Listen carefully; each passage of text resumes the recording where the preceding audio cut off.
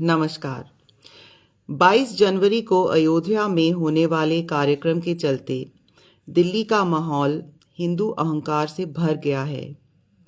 एक भारतीय और एक हिंदू होने के नाते मैं इस सब से बहुत दुखी हूँ और इस बारे में बहुत सोचने के बाद कि मैं क्या कर सकती हूँ, मैंने आज से 3 दिन उपवास पर जाने का फैसला किया है। मैं सबसे पहले भारत के अपने मुस्लिम साथी नागरिकों के प्रति अपना प्यार और दुख व्यक्त करने के लिए ये कर रही हूँ। आज देश में जो हो रहा है, मैं अपने मुस्लिम भाइयों और बहनों से ये कहे बिना नहीं देख सकती कि मैं आपसे कितना प्यार करती हूँ और अयोध्या में हिंदू धर्म और राष्ट्रवाद के नाम पर जो कुछ किया जा रहा है, उसकी मैं निंदा करती हूँ और उसका खंडन करती हूँ।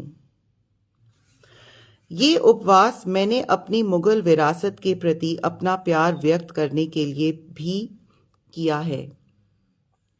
ये केवल किसी और के बारे में चिंतित महसूस करने के बारे में नहीं है। ये मेरी संस्कृति और मेरे आचार के बारे में है। मुझे ध्रुपद और ख्याल संगीत पसंद है। मुझे कथक पसंद है। मुझे अपने शहर दिल्ली में मुगल और सल्तनत की इमारतें पसंद हैं। मैं कुतुब मीनार या हुमायूं के मकबरे या सब्ज बुर्ज के बिना दिल्ली की कल्पना ही नहीं कर सकती। और दिल्ली के बगल में आगरा में मौजूद ताजमहल के बारे में क्या कहें। मैं नवाब वाजिद अली शाह के अवध के दरबार से निकली शानदार संस्कृति का सम्मान करती हूँ।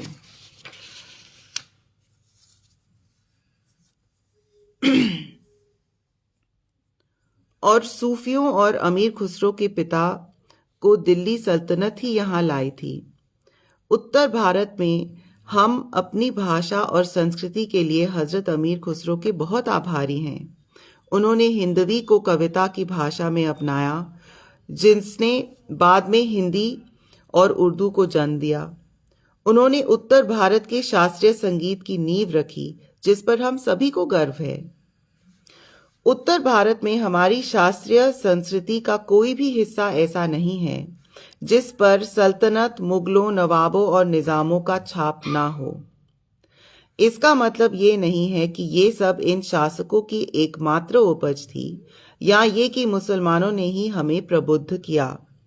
ये संस्कृति सुल्तानों और मुगलों द्वारा लाई गई संस्कृति के साथ हमारे उस समय के देशी कलाओं, परंपराओं और भाषाओं के मिश्रण का परिणाम है। एक ऐसा मेल जोल जो उनके द्वारा मौजूदा संस्कृति को अपनाने के कारण ही संभव हुआ। क्या हम प्रसिद्ध हिंदू दरबारी संगीतकार गोपाल नायक की बात किए बिना अमीर खुसरो की संगीत के बारे में बात कर सकते हैं? खुसरो ने गोपाल नायक से कितना कुछ सीखा। क्या हम नाट्य शास्त्र के ध्रुपद या रसों की बात किए बिना हिंदुस्तानी शास्त्रीय संगीत या कथक की बात कर सकते हैं? क्या हम पंडित हरिदास के बिना तानसेन के बारे में बात कर सकते हैं? क्या रासलीला की परंपराओं और भारत में प्राचीन काल से रामायण और महाभारत के प्रदर्शन के बिना कथक विकसित हो सकता था? क्या भगवान शिव की पूजा के बिना हमें ध्रुपद मिल सकता था? क्या होली के बिना हमें धमार मिल सकता था? अकबर के दरबारी जीवनी लेखक अबुल फजल की रचनाएं पढ़ें, देखें कि वो किस प्रकार हिंदू मान्यताओं, प्रथाओं, विज्ञान और दर्शन का गुणगान करते हैं। क्या आप जानते हैं कि अकबर ने ये दिखाने के लिए कि हिंदुओं की संस्कृति कितनी महान थी, महाभारत का फारसी अनुवाद करवाया था? नवाब वाजिद अली शाह ने कथक रचनाओं, नृत्य नाटकों और कविताओं, जिन्हें कवित कहते हैं, के साथ जो काम किया उसे देखें। वे सभी उनकी हिंदू प्रजा द्वारा राधा कृष्ण के पारंपरिक उत्सव से प्रेरित थे। मेरा इतिहास पर व्याख्यान देने का इरादा नहीं है, इसलिए मैं यहीं रुकूंगी, लेकिन इसके अनगिनत उदाहरण हैं और मैंने ये समझाने के लिए उनके बारे में यहाँ बात की है कि जब मैं कहती हूँ कि मुझे अपनी मुगल विरासत पर गर्व है, तो मैं ये कह रही हूँ कि मुझे उस मिश्रित संस्कृति से प्यार है जो इस भूमि की हिंदू और मुस्लिम परंपराओं से विकसित हुई है। एक ऐसी संस्कृति जिसमें आप ये नहीं चुन सकते कि क्या मुस्लिम है और क्या हिंदू, या क्या देशी है और क्या विदेशी। हजारों वर्षों से हमने भारत में सांस्कृतिक मिश्रण का अनुभव किया है। प्रभाव हर जगह से है। ये विदेशी चीजों को थोपना नहीं है। नई भाषाओं, कला के नए रूपों, अन्य धर्मों और अन्य दर्शनों के संपर्क में आने से एक संस्कृति इसी तरह विकसित होती है। नाट्य शास्त्र में वर्णित नाटकीय रूप के एक ऐसी संस्कृति से उभरा है जो भारत में यूनानियों की उपस्थिति से उत्पन्न हुई थी। अगर आप चीजों को विदेशी या गैर हिंदू कहकर खारिज करते रहेंगे तो हमारे पास क्या बचेगा? मुगल साम्राज्य में जो संस्कृति विकसित हुई वो हम पर थोपी नहीं गई, वो कहीं और विकसित नहीं हुई, वो यहीं इसी मिट्टी से विकसित हुई। और मैं आपको बता दूं कि मैं अपनी एकमात्र विरासत मुगलों को नहीं मानती। मेरे पिता तमिलनाडु के ब्राह्मण परिवार से हैं और मेरी माँ एक पंजाबी सिखनी हैं, और मैं अपनी विरासत में उन सभी हिस्सों से भी प्यार करती हूँ और उन्हें संजोती हूँ। मेरे पति राजस्थानी जाट हैं और जट सिख वंश के हैं, और इनकी इस विरासत को अपनाने में मुझे खुशी हुई है। विदेश में उन भारतीय परिवारों की मदद करने के काम में जिनके बच्चों को क्रूर विदेशी चाइल्ड सर्विसेज एजेंसियां छीन लेते हैं, मुझे उन परिवारों की संस्कृति और धर्म के बारे में उनके साथ काम करते करते पता चल जाता है, और मैंने पाया है कि वे मुझ में समा जाते हैं। जिन बंगाली परिवारों के साथ मैंने काम किया वहां मेरा परिचय माँ दुर्गा से हुआ, जिन्हें अब मैं खुद पूजने लगी हूँ। मेरे पास आने वाले परिवारों में से एक जैन परिवार था, और इससे मुझ में जैन इतिहास और दर्शन के अध्ययन में रुचि जागृत हुई। भारत में हमेशा विविधता रही है, और पहचान, समुदाय, प्रामाणिकता और सामाजिक विभाजन के सवाल हमारे समाज में हमेशा रहे हैं। ये हजारों साल पुरानी बातें हैं। 2500 साल पहले सम्राट अशोक ने कहा था, प्रियदसी राजा सर्वथा इच्छति सवे पाषंडा वसेयु सवे तेषायामाम च भाव सुधीम च इच्छति। सम्राट अशोक कह रहे हैं कि ये हमेशा मेरी इच्छा है कि सभी धर्मों के लोग मेरी भूमि में रहें, क्योंकि वे सभी अच्छी सोच और अच्छे आचरण में विश्वास करते हैं। पूजे तयातु एव परपासंडा तेन तेन प्रकारणेना। अन्य मतों के लोगों का सम्मान करने के अनेक तरीके खोजें। एवं ही देवानम पियस इच्छा किमती सवपासंडा बहुश्रुता च असु कलाणागमा च असु। व्यापक ज्ञान रखें और दूसरों की मान्यताओं को समझने का प्रयास करें, ये सम्राट अशोक कह रहे हैं। सभी के प्रति मित्रता और खुलेपन का दृष्टिकोण विकसित करें। 2000 साल बाद 16वीं सदी में बादशाह अकबर भी यही बात कह रहे हैं। वो सच्चा इंसान है कि जिसने इंसाफ की रोशनी में हर चीज को देखा है और हर मजहब से वो लेता है जो अक्ल के मुताबिक सही है। हालांकि हिंदुस्तान में कभी रोशन ख्याल और अक्लमंद लोगों की कमी नहीं रही है, मगर फिर भी यहाँ मजहब को लेके अक्सर गलतफहमियां पैदा होती हैं और झगड़े होते रहते हैं। अगर लोगों के दिलों में गर्द की धूल ना पड़ी होती और उनकी आंखें रोशन होती तो वो इस लड़ाई झगड़े के बजाय खुदबीनी करते और अपने अंदर की साफ सफाई रखने पे ज्यादा ध्यान देते, ताकि अंदरूनी और बाहरी इंतशार की जगह हर जगह अमन होता और फितने के कांटों के बजाय हर तरफ अमनो अमान के बाग लहराते। 500 साल बाद गांधी जी ने कहा, सच्ची धार्मिक शिक्षा का सार ये है कि आपको सभी की सेवा करनी चाहिए और उनसे मित्रता करनी चाहिए। ये मैंने अपनी माँ की गोद में सीखा। आप मुझे हिंदू कहने से इनकार कर सकते हैं। मैं इकबाल के प्रसिद्ध गीत की ये पंक्ति कहने के अलावा कोई बचाव नहीं दे सकता। मजहब नहीं सिखाता आपस में बैर रखना। मेरे निजी जीवन में शादी या त्योहारों के लिए मैं अपनी दादी की तरह पूजा आयोजित करती हूँ। जैसे तमिलों में होम किया जाता है, क्योंकि मुझे तमिल पुरोहितों की संस्कृत उच्चारण और पूजा करने का तरीका पसंद है। लेकिन ऐसा इसलिए है क्योंकि मैं इसी तरह पूजा अर्चना देखते हुए बड़ी हुई हूँ। ये मुझे किसी और जगह श्रद्धा और आस्था महसूस करने से नहीं रोकता है। चाहे निजामुद्दीन दरगाह हो या वेटिकन या जमा मस्जिद या दिल्ली में बाबा खड़क सिंह मार्ग पर मेरे दादाजी द्वारा बनाया गया गणेश जी मंदिर, या मेरा सबसे पसंदीदा मंदिर बृहदीश्वरा मंदिर, जिसे राजराज चोला ने तंजावुर में बनवाया था, जो तमिलनाडु में मेरे पैतृक गांव के बगल में है। हाँ, मैं एक रूढ़िवादी हिंदू नहीं हूँ। मैं सभी मंत्रों को नहीं जानती हूँ, या व्रत या आहार संबंधी वर्जनाओं का पालन नहीं करती हूँ, या हर सुबह प्रार्थना नहीं करती हूँ, नियमित रूप से किसी मंदिर में नहीं जाती हूँ।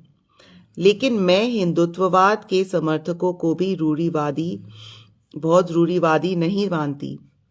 हमारे सभी भक्त जो ट्विटर इन्फ्लुएंसर, एक्टर और न्यूज़ पर्सनालिटी हैं, वे सब बहुत आधुनिक जीवन जीते हैं और पारंपरिक रूढ़िवादी हिंदू तरीके से नहीं जी रहे हैं। यहाँ तक कि 22 जनवरी का समारोह भी हिंदू रूढ़िवादी तरीकों का पालन नहीं कर रहा है। आप सब देख रहे हैं कि शंकराचार्य शिकायत कर रहे हैं कि ये सख्त परंपराओं के अनुसार नहीं किया जा रहा है। मेरे लिए ये कोई मुद्दा नहीं है। शास्त्रीय तरीकों से कोई रस्म यदि किसी कारण से संभव नहीं है, तो इसके लिए कोई ना कोई उपाय भी है। ये हिंदू धर्म का खुलापन है। हिंदू धर्म में ध्यान आध्यात्मिक पहलू पर है, न कि चीजों के भौतिक पहलू पर, यहाँ तक कि अनुष्ठानों और रस्मों में भी। मेरे लिए हिंदू धर्म हमारे देवी देवताओं की कहानियां हैं, जो किसी न किसी तरह मेरे अस्तित्व को परिभाषित करती हैं। ऐसा लगता है जैसे वे हमेशा अपनी कहानियों और महान युद्धों और दार्शनिक संवादों के साथ मेरे साथ मौजूद हैं और मेरी आंतरिक दुनिया को रंग और सलाह से भर देते हैं। हर चीज उनके साथ जीवंत हो उठती है और उनके लिए एक भेंट बन जाती है। जब मैं अपने हारमोनियम या स्टेज को मत्था टेकती हूँ, जैसे मेरे मुस्लिम उस्तादों ने मुझे सिखाया है, तो देवी सरस्वती मेरे आंखों के सामने आ जाती हैं। जब मैं एक नई माँ थी और अपने शरारती बच्चों से परेशान थी, तो मुझे यशोदा और नटखट नंदलाल की कहानियां याद करके सांत्वना और समझ मिलती थी। जब मैंने अपने बच्चों की देखभाल के लिए काम छोड़ दिया और सबने कहा, ये क्या कर रही है, तो मुझे सेवा के हिंदू आदर्श में शक्ति और आत्मा आश्वासन का एक स्रोत मिला। समर्पण, त्याग और सेवा, जिसमें आप खुद को भूल जाते हैं और सब कुछ, तन मन धन, उनकी सेवा में समर्पण कर देते हैं जिनकी सेवा करना आपका कर्तव्य है। इसलिए जब मैं कहती हूँ कि मैं खुद को हिंदू मानती हूँ, तो मैं ये ईमानदारी से कहती हूँ। और अगर मैं हिंदू नहीं हूँ या ये हिंदू धर्म नहीं है, तो आपको ये बात मेरे सामने कहनी होगी। हिंदुत्ववादियों द्वारा हमें बार बार याद दिलाया जाता है कि मुगलों ने हम पर आक्रमण किया था। हाँ, सबसे पहला मुगल यहाँ आक्रमणकारी के रूप में आया था, लेकिन उन्होंने दिल्ली को किसी भी हिंदू शासक से नहीं लिया। बाबर ने पानीपत में किससे युद्ध किया था? इब्राहिम लोदी से। इससे पहले उन्होंने पंजाब में दौलत खां को हराया था। बाबर ने एक मुसलमान को ही हरा के भारत में प्रवेश किया, और लोदी को हराने से पहले बाबर ने काबुल में अफगानों को हराया। तो ये हिंदू मुस्लिम वाली बात कहाँ थी? कुछ इतिहासकारों का कहना है कि इब्राहिम लोदी से लड़ने के लिए बाबर और राजपूत राजा राणा संगा के बीच गठबंधन करवाने की बातें भी हुई थीं। वो गठबंधन नहीं हुआ, लेकिन जब इब्राहिम लोदी मारे गए तो उनके भाई ने बाबर को हराने की कोशिश में राणा संगा के साथ अपनी फौज जोड़ी। मैं ये नहीं कह रही हूं कि आक्रमण कोई जश्न मनाने वाली चीज है। आक्रमण अपनी हिंसा और विनाश में भयानक होते हैं। इसमें कोई संदेह नहीं है कि प्रत्येक आक्रमण किसी चीज का अंत है, किसी चीज की मौत है। मैं कल्पना कर सकती हूँ कि विशेषकर प्रारंभिक वर्षों में गैर हिंदुओं द्वारा शासित होने के कारण हिंदुओं को समायोजन करना पड़ा होगा। हालांकि ये पहले से ही उन मुस्लिम शासकों के शासनकाल में हुआ होगा जिन्होंने 9वीं सदी में यहाँ आना शुरू कर दिया था। लेकिन भारत में मुगल शासन कभी भी इस्लाम पर विशेष रूप से केंद्रित नहीं था। वो राजाओं और शहंशाहों का समय था। वो साम्राज्यवाद का युग था और साम्राज्यवाद खूनी झगड़ों और युद्ध को समाप्त करने के लिए ही लोगों को लोकतंत्र, प्लूरलिज्म और धर्म निरपेक्षता के विचारों की ओर रुख किया। ये विचार जिन्हें हम भारत में 1000 और 500 साल पहले के आक्रमणों के नाम पर लापरवाही से खारिज कर रहे हैं। क्या ये कहना संभव नहीं है कि हम इस सब से आगे नहीं बढ़ सकते? मुगल भी अपने 500 साल के शासन के दौरान लगातार राजपूतों के दुश्मन नहीं रहे। उनकी शादियां राजपूत शाही परिवारों में हुई। उनके कई वरिष्ठतम सेनापति और अधिकारी राजपूत थे। उनके कपड़े, इमारतें और संस्कृति ने राजपूतों से बहुत कुछ लिया। अपनी कार में बैठो और दिल्ली से बाहर निकलो। कुछ ही मिनटों में आप राजपूत क्षेत्र में पहुंच जाएंगे, जहां चारों ओर उनके किले, महल और मंदिर हैं। क्या उन्हें मिटा दिया गया था? क्या उन पर मुगलों ने कब्जा कर लिया था? नहीं, वे वहीं थे, मुगल राजधानी से कुछ ही कदम की दूरी पर। यही कारण है कि राम जन्मभूमि आंदोलन का ये झूठा दावा था कि मुगलों के काल में 500 साल तक हिंदू गुलाम रहा। मुगल शासन ऐसा नहीं था। ये राजाओं की लालसा के बारे में था और न तो हिंदू धर्म और न ही इस्लाम ने इस सब में कोई बड़ी भूमिका निभाई। औरंगजेब को छोड़कर कोई भी मुगल बहुत रूढ़िवादी नहीं था। उन्होंने शराब पी, अफीम का सेवन किया, उलेमाओं की तुलना में सूफियों को पसंद करते थे। अकबर पर गैर इस्लामी होने का भी आरोप लगाया गया। उनके दीन इलाही को मुस्लिम रूढ़िवाद के लिए सीधी चुनौती के रूप में देखा गया। तो मुगल आक्रमण के बारे में आप कुछ भी कहें, इससे सदियों की हिंदू गुलामी पैदा नहीं हुई। इसने एक सुंदर संस्कृति को जन्म दिया जिसने हिंदू धर्म और संस्कृति को बहुत मान्यता दी। और अब हम आक्रमणकारियों द्वारा धर्म परिवर्तन और मंदिरों को तोड़ने के जटिल प्रश्न पर आते हैं। आज के नजरिए से दोनों गलत हैं। लेकिन सबसे पहले हम ये स्पष्ट कर लें कि दावा की गई ऐतिहासिक गलती की सीमाएं क्या हैं। हम हिंदू धर्म के सैकड़ों वर्षों के दमन या धर्म परिवर्तन की राजनीति या मंदिर के ऊपर मस्जिदों का बड़े पैमाने पर निर्माण के बारे में बात नहीं कर रहे हैं। हालांकि ऐसी चीजें कभी कभार हुई होंगी, लेकिन भारत में हिंदुओं का धर्म परिवर्तन करना या मंदिरों को तोड़ना मुगलों की नीति नहीं थी, बल्कि उन्होंने मंदिरों के निर्माण में सहारा दिया, देशी कलाओं को संरक्षण दिया और उनमें से कई ने, खासकर अकबर ने, यहाँ धार्मिक उत्पीड़न को रोकने और सांप्रदायिक सद्भाव बनाए रखने के लिए बड़े प्रयास किए। तो अधिक से अधिक हम मुट्ठी भर मस्जिदों की बात कर रहे हैं जो सैकड़ों साल पहले एक ऐसे संदर्भ और समाज में बनाई गई थी जो आज मौजूद नहीं है। और दूसरी ओर हम बात कर रहे हैं हमारे समाज के ताने बाने में चोट, अविश्वास, अस्थिरता और विभाजन पैदा करने की। देखिए मणिपुर में क्या हुआ है, जहां प्राचीन विवादों को भड़काया गया है। कुछ मस्जिदों को नष्ट करने की खातिर इतनी गहरी और लंबे समय तक चलने वाली सामाजिक अशांति को भड़काने का कोई औचित्य नहीं है। ये कभी समाप्त नहीं होता। आपने सुना कि कर्नाटक के भाजपा सांसद ने वहां मस्जिदों को ध्वस्त करने के बारे में क्या कहा।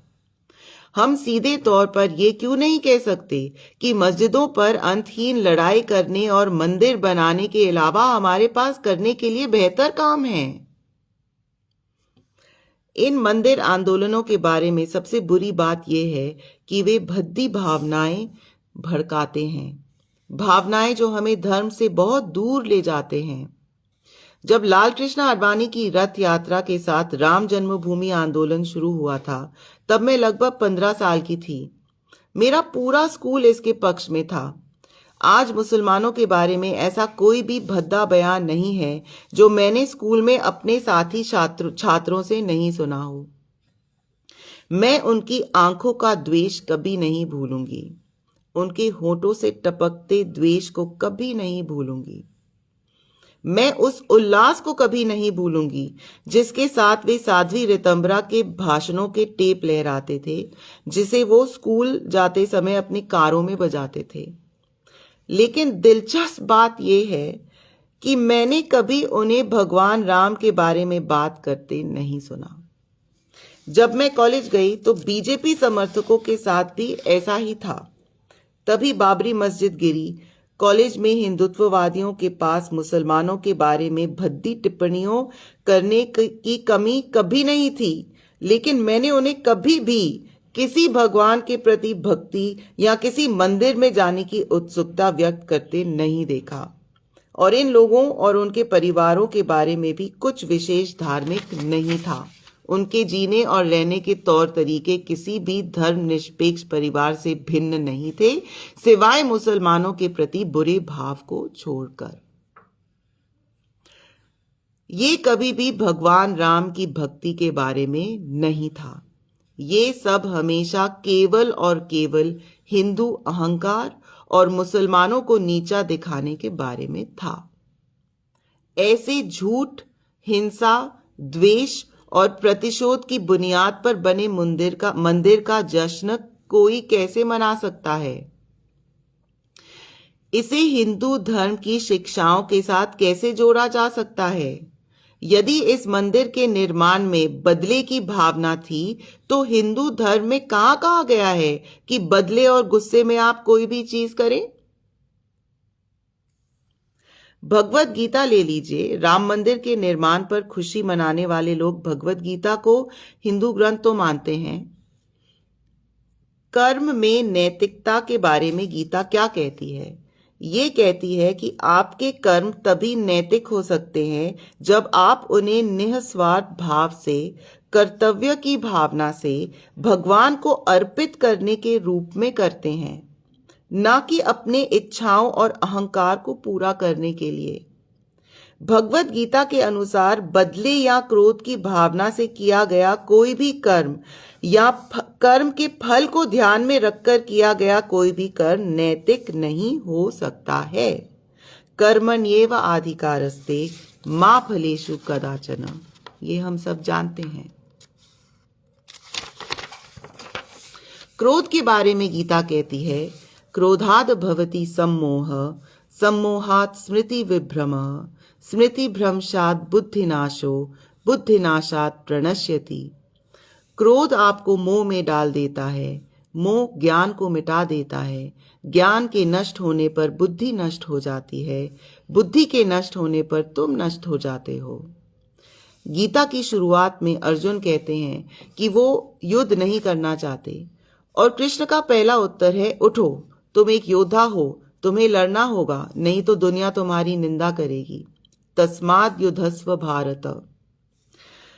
ये श्लोक गीता के दूसरे अध्याय में है।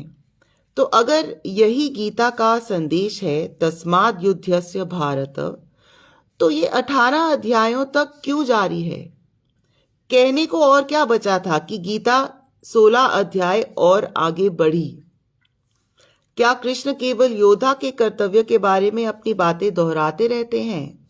नहीं, संवाद चलता रहता है, क्योंकि धर्म युद्ध क्या है, सही कर्म क्या है, अकर्म क्या है, विकर्म क्या है, इस सवाल पर गीता और भी बहुत कुछ कहती है। गहना कर्मणो गति, कर्म के रास्ते बहुत गहरे हैं।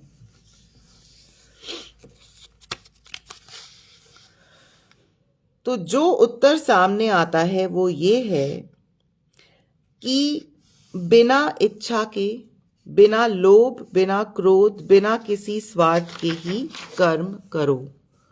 तो फिर क्या मंदिर वहीं बनेगा के नारे में आपको गुस्से और प्रतिशोध के अलावा कुछ दिखता है, कुछ और दिखता है? अन्याय से कैसे लड़े, इस बारे में हिंदू धर्म क्या कहता है? अक्रोधेन जयेत क्रोधम, असाधुम साधुना जयेत, जयेत कदर्यम दानेन जयेत सत्येन चानृतम। ये महाभारत से है। इसका अर्थ है क्रोध को अक्रोध शांति, अक्रोध से बुरे आचरण को अच्छे से हराओ, कुपन्नता को उदारता से और झूठ को सत्य से हराओ।